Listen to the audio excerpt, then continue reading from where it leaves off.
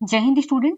UPPCS mains 2025 का GS 4 में किस टाइप के क्वेश्चंस पूछे गए हैं, आज हम उसके बारे में बात करने वाले हैं। आपको पता होगा कि इन दिनों यूपीपीसीएस मेंस 2025 चल रहा है।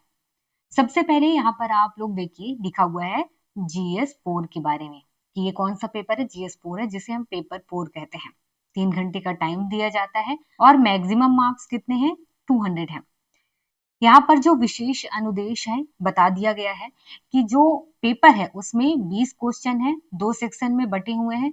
10 क्वेश्चन जो लघुत्तरी के हैं उसका आंसर आपको 125 शब्दों में, और खंड बा सेक्शन दूसरा है उसमें 10 क्वेश्चन दीर्घोत्तरी हैं जिसका आंसर आपको 200 शब्दों में करना है। जो क्वेश्चन है वो हिंदी अंग्रेजी दोनों में लिखा हुआ है और इन्हीं दोनों में से कोई एक लैंग्वेज आप आंसर लिखने के लिए यूज कर सकते हैं। सभी क्वेश्चन कंपलसरी है, हर क्वेश्चन के सामने नंबर दिया हुआ है और शब्द सीमा को ध्यान में रख करके ही आंसर लिखना है, ये भी यहाँ पर बता दिया गया है। अब हम देखते हैं क्वेश्चन को। सेक्शन ए में यहाँ पर कहा गया है कि क्वेश्चन नंबर 1 में मूल्य को परिभाषित करते हुए मानवीय मूल्यों के विभेदक लक्षणों तथा इन मूल्यों के संवर्धन में परिवार की भूमिका की व्याख्या कीजिए। सेकंड है नैतिक एवं जन केंद्रित प्रशासन के संदर्भ में चाणक्य के जीवन एवं विचारों की समकालीन प्रासंगिकता का मूल्यांकन कीजिए। इसके बाद क्वेश्चन नंबर 3 है अरस्तु के सद्गुण संबंधी विचारों एवं उनकी प्रशासनिक कार्यों में अनुप्रयुक्तता की विवेचना कीजिए। इसके बाद क्वेश्चन नंबर 4 है एक लोक सेवक के जीवन में नैतिक उत्तरदायित्व और पदेन उत्तरदायित्व के बीच भेद की विवेचना कीजिए। इसके बाद क्वेश्चन नंबर 5 है साध्य एवं साधन संबंधी गांधीवादी मत की लोक निधि व्यवस्था के संदर्भ में वांछनीयता का आकलन आप कैसे करेंगे? सटीक उदाहरण के साथ विवेचना कीजिए। क्वेश्चन नंबर 6 है कार्यस्थल पर कार्य निष्पादन सुधारने में स्वनियमन की भूमिका एवं उसके घटकों की को स्पष्ट कीजिए। इसके बाद क्वेश्चन नंबर 7 है संवेगात्मक बुद्धि वह क्षमता है जिससे आपकी अपनी भावनाएं आपके लिए कार्य करती हैं, ना कि विरोध में। क्या आप इस कथन से सहमत हैं? विवेचना कीजिए। इसके बाद क्वेश्चन नंबर 8 है एक सार्वजनिक सूचना अभियान में लोक सेवकों द्वारा सामाजिक प्रभाव और अनुनय का नैतिक रूप से प्रयोग कैसे किया जा सकता है? व्याख्या कीजिए। क्वेश्चन नंबर 9 है साइबर अपराधों में सोशल मीडिया की बढ़ते उपयोग एवं भूमिका के संदर्भ में सामाजिक कौशल की भूमिका को विश्लेषित कीजिए। क्वेश्चन नंबर 10 है प्रशासन में प्रेरित अनुपालन की व्यावहारिक उपयोगिताओं की विवेचना कीजिए। तो यहाँ पर देख रहे हैं 10 नंबर तक आपके 8 मार्क्स के क्वेश्चंस हैं। इसके बाद सेक्शन बी है जिसमें 11 नंबर का क्वेश्चन है नैतिक प्रशासन और सुशासन के बीच स्पष्ट भेद कीजिए। इनमें से कौन सा अधिक आवश्यक है? व्याख्या कीजिए। क्वेश्चन नंबर 12 है डिजिटल शासन और बिग डेटा के युग में सार्वजनिक अधिकारी एल्गोरिथम्स और स्वचालित निर्णय प्रणाली पर अत्यधिक निर्भर होते जा रहे हैं। एल्गोरिथमिक पक्षपात, अस्पष्टता और जवाबदेही के अभाव में जुड़े नैतिक जोखिमों का समालोचनात्मक परीक्षण कीजिए तथा लोक प्रशासन में ऐसी ही प्रौद्योगिकियों के उत्तरदायी उपयोग के लिए मार्गदर्शक सिद्धांत सुझाइए। इसके बाद क्वेश्चन नंबर 13 है नैतिक निर्णय लेने के महत्वपूर्ण कारकों की व्याख्या कीजिए। यदि नैतिक निर्णय प्रशासनिक निर्णय के विरुद्ध हो तो आप दोनों में समन्वय किस प्रकार करेंगे? उदाहरण सहित विवेचना कीजिए। इसके बाद क्वेश्चन नंबर 14 है क्या सूचना का अधिकार अधिनियम सुशासन के लिए नैतिक आधार हो सकता है? यदि हाँ, तो क्या यह व्यक्तिगत निजता के संरक्षण को लेकर कोई नैतिक द्वंद्व पैदा करता है? मूल्यांकन कीजिए।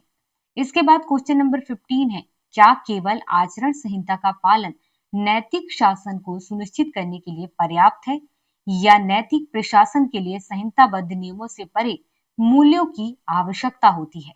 समालोचनात्मक व्याख्या कीजिए। इसके बाद क्वेश्चन नंबर 16 है समाज के कमजोर वर्गों में मानसिक स्वास्थ्य को बढ़ावा देने के लिए लोक सेवकों में सहनशीलता और सहानुभूति का अनिवार्य गुण क्यों जरूरी है? उपयुक्त तर्कों सहित उत्तर दीजिए।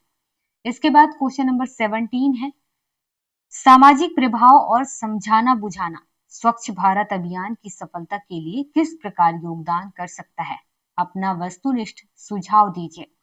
इसके बाद क्वेश्चन नंबर 18 है, जीवन, कार्य, अन्य व्यक्तियों तथा समाज के प्रति हमारी अभिवृत्तियां सामान्यतः लेकिन अचेतन रूप से परिवार एवं उस सामाजिक परिवेश के द्वारा निर्मित हो जाती हैं जिसमें हम बड़े होते हैं। अचेतन रूप से अर्जित कुछ अभिवृत्तियां एवं मूल्य प्रायः आधुनिक लोकतांत्रिक एवं समतावादी समाज के नागरिकों के लिए अवांछनीय होते हैं। है आज के शिक्षित भारतीयों में विद्यमान ऐसे अवांछनीय मूल्यों की विवेचना कीजिए। है ऐसी अवांछनीय अभिवृत्तियों को कैसे परिवर्तित किया जा सकता है तथा लोक सेवों हेतु आवश्यक समझे जाने वाले सामाजिक एवं नैतिक मूल्यों को आकांक्षी एवं कार्यरत लोक सेवकों में किस प्रकार संवर्धित किया जा सकता है, विवेचना कीजिए। क्वेश्चन नंबर 19 है, भारत में कारपोरेट शासन के संदर्भ में नैतिक ईमानदारी और पेशेवर दक्षता से आप क्या समझते हैं? उपयुक्त उदाहरण देकर विवेचना कीजिए। इसके बाद क्वेश्चन नंबर 20 है। क्वेश्चन नंबर 20 है, आप एक जिले में उत्तरदायित्व पूर्ण पद पर कार्यरत हैं। एक दिन सुबह आपके 11 वर्ष के बेटे के स्कूल से फोन आया कि आपको प्रिंसिपल से मिलने आना है। आप स्कूल गए और आपने अपने बेटे को प्रिंसिपल के कार्यालय में देखा। प्रिंसिपल ने आपको सूचित किया कि जिस समय कक्षाएं चल रही थी उस समय आपका बेटा निरुद्देश्य मैदान में घूमता पाया गया था। कक्षा शिक्षक आपको सूचित करते हैं कि आपका बेटा इधर अकेला पड़ गया है और कक्षा में पूछे गए प्रश्नों का उत्तर नहीं देता है। वह हाल ही में आयोजित फुटबॉल ट्रायल में भी अच्छा प्रदर्शन करने में असमर्थ रहा। आप अपने बेटे को स्कूल से ले आते हैं और शाम अपनी पत्नी के साथ बेटे के परिवर्तित व्यवहार के कारणों को जानने का प्रयास करते हैं। बार बार मनाने के बाद आपके बेटे ने साझा किया कि कुछ बच्चे कक्षा में और छात्रों के व्हाट्सएप ग्रुप में उसे बौना, मूर्ख और मेढक कहकर मजाक उड़ाते हैं। वह आपको कुछ बच्चों के नाम बताता है जो मुख्य दोषी है, लेकिन आपसे मामले को शांत रहने देने का अनुरोध करता है। कुछ दिनों बाद एक खेल आयोजन के समय जहां आप और आपकी पत्नी अपने बेटे को खेलते हुए देखने गए थे, आपके सहकर्मी का बेटा आपको एक वीडियो दिखाता है जिसमें छात्रों ने आपके बेटे का व्यंग चित्र बनाया है। इसके अतिरिक्त वह उन दोषी बच्चों की ओर इशारा करता है जो स्टैंड में बैठे होते हैं। आप जानबूझकर अपने बेटे के साथ उनके पास से गुजरते हैं और घर लौट आते हैं। अगले दिन सोशल मीडिया पर आपको आपके बेटे को और यहाँ तक कि आपकी पत्नी को भी बदनाम करने वाला एक वीडियो मिलता है जिसमें कहा गया है कि आप खेल के मैदान पर बच्चों को शारीरिक रूप से परेशान करने में लगे हुए हैं। वीडियो सोशल मीडिया पर वायरल हो गया। आपके मित्रों एवं सहकर्मियों ने पूरा विवरण जानने के लिए आपको फोन करना शुरू कर दिया। आपके एक जूनियर ने आपको एक जवाबी वीडियो बनाने की सलाह दी जिसमें पृष्ठभूमि दी जाए और बताया जाए कि मैदान में कुछ भी नहीं हुआ था। बदले में आपने एक वीडियो पोस्ट किया जिसे आपने खेल आयोजन के दौरान बनाया था, जिससे संभावित गड़बड़ी करने वालों की पहचान की जाए जो आपके बेटे की परेशानी के उत्तरदायी थे।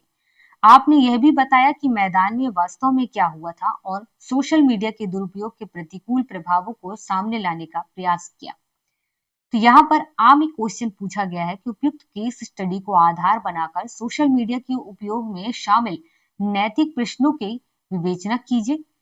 है अपने परिवार के विरुद्ध झूठे प्रचार का सामना करने के लिए तथ्यों को सामने रखने के आपके प्रयास में सोशल मीडिया का उपयोग करने के लाभ एवं हानियों की विवेचना कीजिए। और यहाँ पर यह क्वेश्चन कंप्लीट होता है और यहाँ पर देखा आपने कि 11 नंबर से लेकर के 20 नंबर तक के जो क्वेश्चंस है वो 12-12 नंबर के हैं।